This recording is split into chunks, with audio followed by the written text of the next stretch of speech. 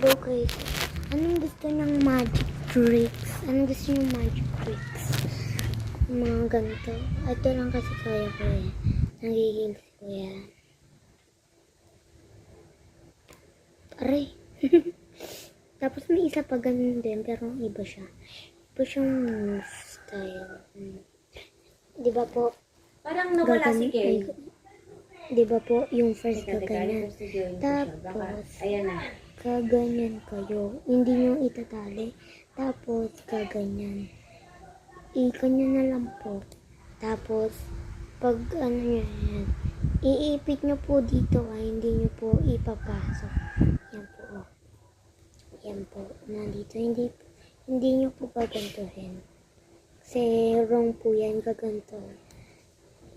Tapos po, ganun lang. Nasa kamay niya.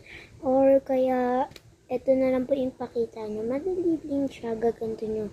Lahat po ng kamay niya. Tapos po, gagantuhin nyo. Tapos po, may butas yan, di ba? Ilagay nyo po dito. Yan. Parang yung kanila lang, pero iba siya. Tignan nyo dito siya. So, pag kinanan nyo siya, to. Pero may magic trick din sa pinakita ko sa inyo yung sa ano. Magic trick ko nun. Bayam. Ito ulit yung kanina yung tinuro ko. Pwede ka gumanon. Ay, ulit. Yan. Or kaya yung alit na ganun. Basta, ganyan lang. Oo.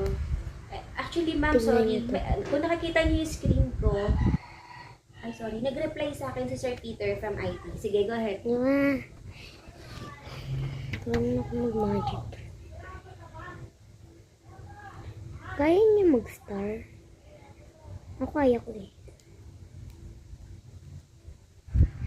Pero nakalimutan ko na yung double star siya. Nakalimutan ko yung double star. Hindi ko nakalimutan ko siya. Favorite ko siya. Ano to? Tapos yung parang D-ticket, di ko mag-gets yun yung ganito.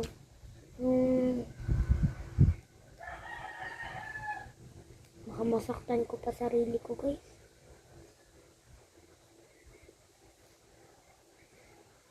Tada, hindi ko na kaya.